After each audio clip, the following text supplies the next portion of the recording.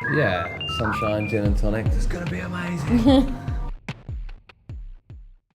Do you remember the first time you had a conversation about making a new record, the fourth record?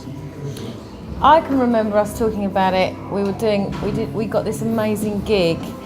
I mean, we'd obviously talked about it before. We did this amazing gig, which was like in a Spanish holiday resort, and we spent most of the day lying by the pool in the sunshine, drinking, and we were sort of just started talking about how we were going to do it and what we were going to do, and it felt like it was a pretty optimistic start. Yeah, sunshine, gin and tonic. It's gonna be amazing. Like a year and a half later. Yeah. And you were telling about an optimistic start. Did all those records of Tunng started that optimistic, or were there maybe some darker?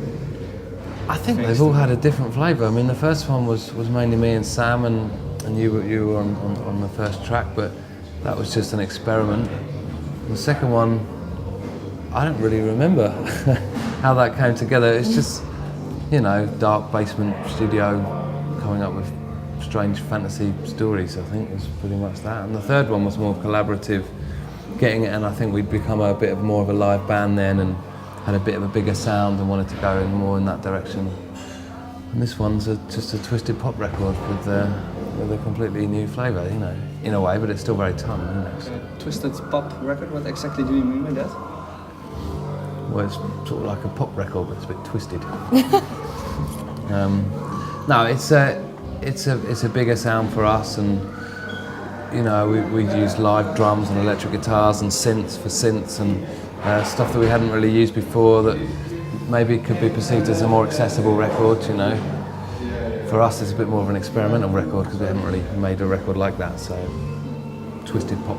Yeah, a little bit of a paradox for you, maybe experimental, but for people that are listening to it, maybe more accessible, like you said. Yeah, although not very accessible. It's not that accessible. I think a lot of people have found it more accessible, but you know, songs are still quite unusually structured, I think. It's not like they're all kind of 3-minute pop songs.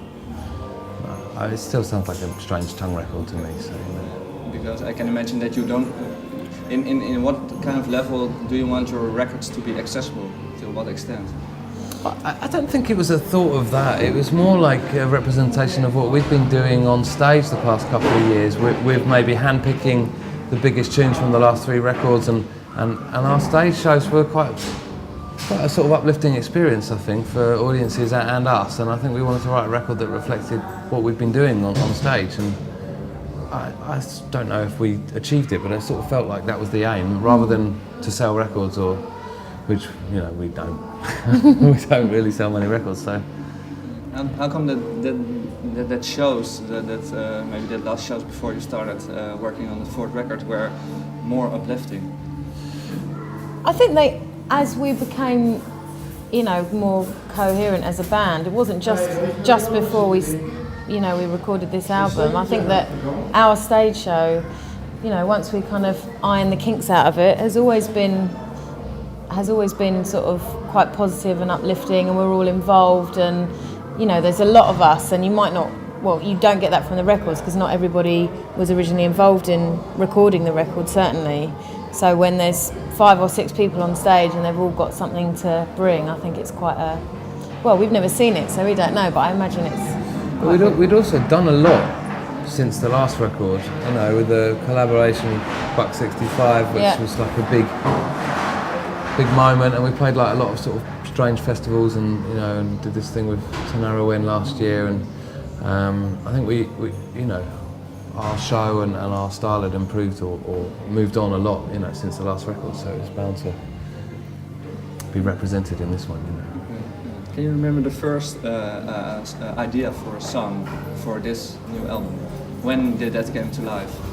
For me, I'd say it was probably Sashimi. Yeah, that was, you were playing that ages ago, wasn't you? And I went to Paris for a romantic weekend and came back and wrote that. Okay. So that was, for how long was that song into your mind, maybe? It's been, well, I had these like power chords for ages and wanted to write this big power tune, and then, yeah, I don't know how long it was in my mind, but it's been knocking about it was a good 6 months before we, started looking properly at writing the rest of the album. That and a couple of other things that never made it on the record were sort of hanging around. Do you have that often, that there is maybe some kind of chord pattern in your head that keeps coming back and back and back, and maybe finds its way to a record maybe 2-3 years later? Maybe. Okay. Maybe. Yeah. I think there's stuff that was written for this record that never made it, that could become something else later. There's also stuff that you wrote that you weren't quite sure what it was going to become, and then like Hustle, that was always... Yeah, I mean, I think everyone has a different way of writing, but I like writing things on the guitar sometimes and then finding their place later, or making beats, and there's never lyrics for me, first of all.